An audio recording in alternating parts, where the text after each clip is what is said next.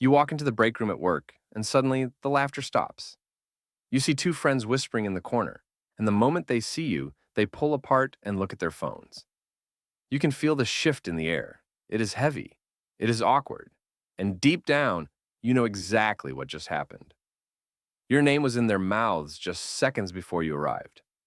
Most people try to convince themselves it is just paranoia. They tell themselves that nobody cares enough to talk about them. But science tells us a different story. According to a study from the University of California, Riverside, the average person spends 52 minutes every single day talking about someone who is not in the room. That is nearly 1 hour of every 24 devoted to gossip. And while some of that is harmless chatter, a significant portion is toxic, calculated, and designed to destroy reputations. If you are listening to this, chances are you have been the target of those 52 minutes. You have felt the sting of betrayal when a friend shared your secrets.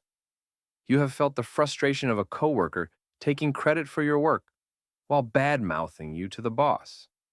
It hurts. It feels unfair. And your instinct is probably to fight back. You want to scream. You want to defend your name. You want to expose them for the liars they are. But today, I am going to ask you to do something counterintuitive. I am going to ask you to do absolutely nothing. But this is not the passive nothing of a victim.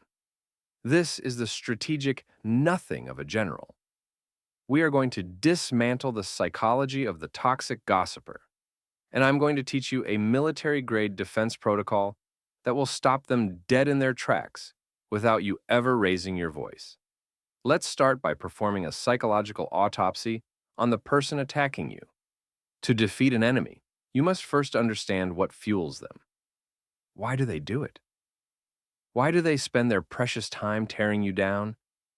The common answer is that they are just mean or bored. But the psychological truth is much more pathetic. Gossip is what researchers call social currency. Imagine a person who is bankrupt in their own life. They have no achievements to celebrate. They have no interesting ideas to share. They have no genuine personality to attract others. They are socially poor. So, to buy attention, to buy a seat at the table, they need currency. And since they cannot print their own money, they steal yours. They use your name, your secrets, and your life events as a way to purchase relevance. When they say, "Did you hear what happened to her?" they are really saying, "Please look at me, please validate me." Every time they speak your name, they are admitting that your life is more interesting than theirs. This is supported by Leon Festinger's social comparison theory. Humans have an innate drive to evaluate themselves by comparing their status to others. When a toxic person sees you rising, when they see your calm, your success, or even just your happiness, it triggers a deep sense of inadequacy in them. Your light exposes their darkness, and since they cannot rise to your level, their only option is to try and drag you down to theirs. They are not attacking you because you are weak. They are attacking you because you are a threat to their ego, and they are not doing it alone. Have you noticed that gossipers always travel in packs? This is called the bandwagon effect. Insecure people find safety in numbers. If they can get 3 other people to agree that you are the problem, they don't have to face the reality that they are the problem. They bond over their shared hatred of you because without you, they would have nothing to talk about. Now that we understand they are not monsters, but simply insecure people desperately looking for social currency, we can dismantle them. We are going to implement a 3-step defense protocol I call the silent fortress. This is not about winning an argument. This is about winning the war.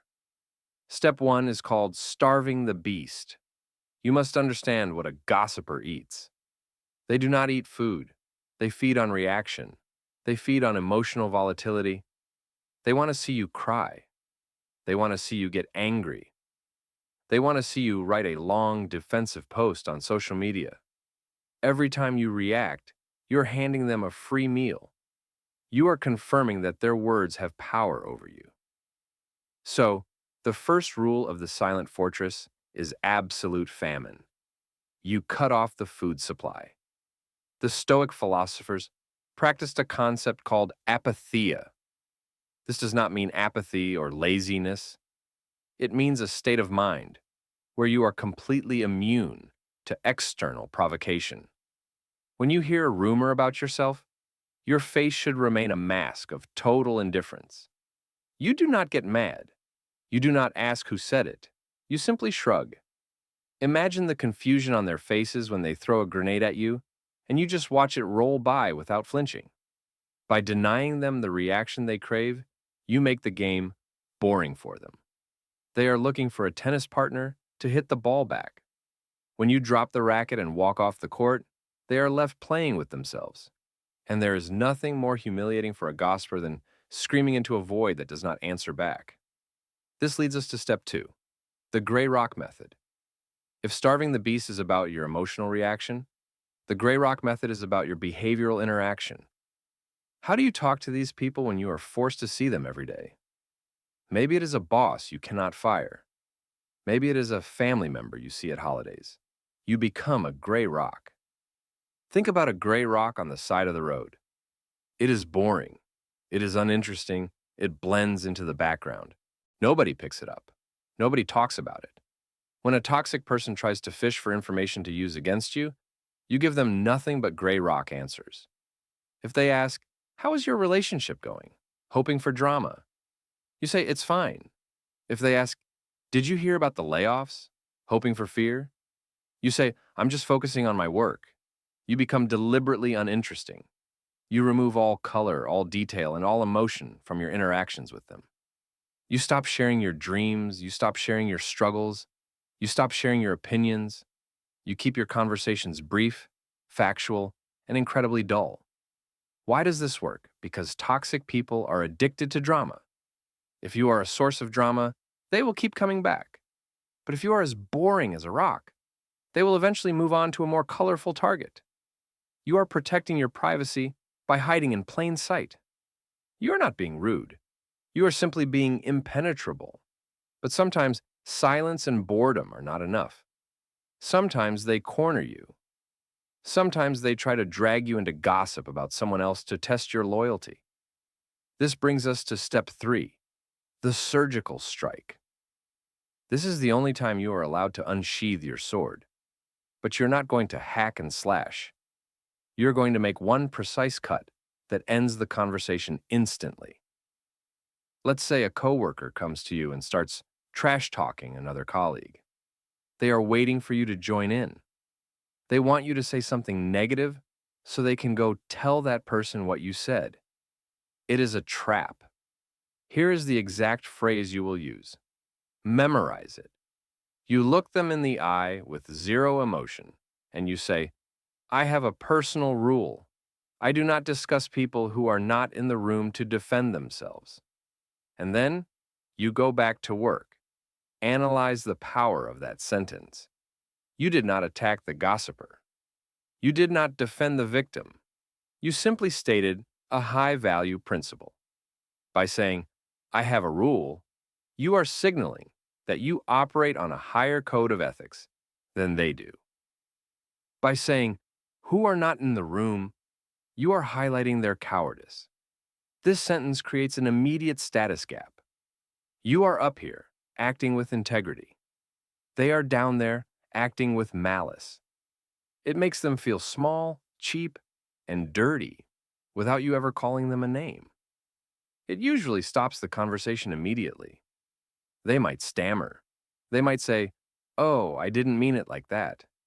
But they will never try to gossip with you again because they know you are not a safe harbor for their poison. You have established a boundary that is made of concrete. Now, I know what you are thinking. You're thinking, "But if I do this, won't they hate me more? Won't they talk about me even more?" Maybe. For a little while. When you stop playing their game, they might ramp up their attacks to try and get a reaction. This is called an extinction burst in psychology. It is the final tantrum of a toddler before they give up. Let them talk. Let them scream.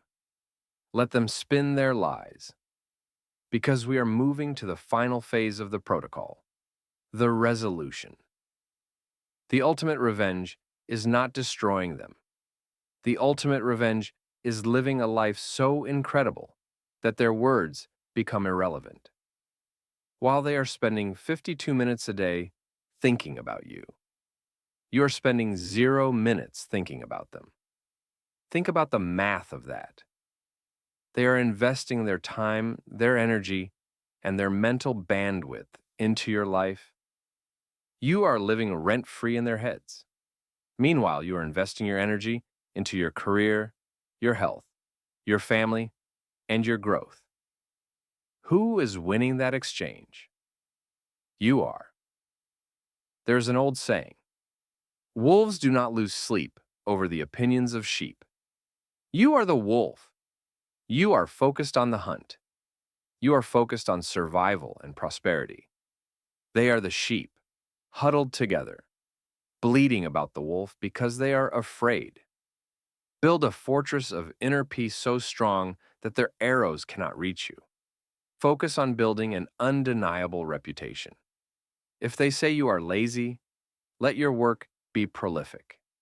If they say you are mean, let your kindness to others be overwhelming. If they say you are fake, let your authenticity shine. Eventually, people will see the disconnect.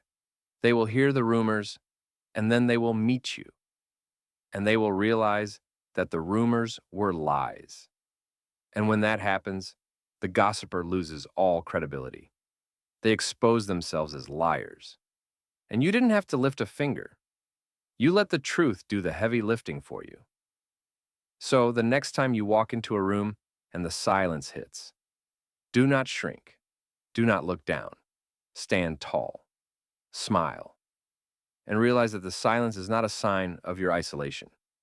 It is a sign of your power. It is the sound of respect, mixed with fear, from people who know they cannot touch you.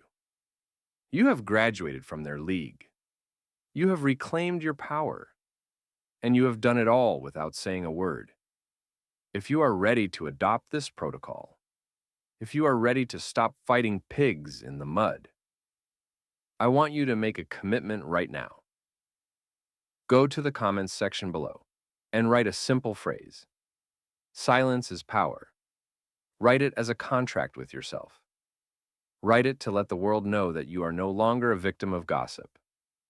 You are a master of your own emotional state. And if you want to learn more about how to bulletproof your mind against toxic psychology, make sure you subscribe to this channel. We do not teach you how to be nice. We teach you how to be strong. The world is a noisy place, but inside your fortress, it is quiet. Enjoy the peace. You have earned it.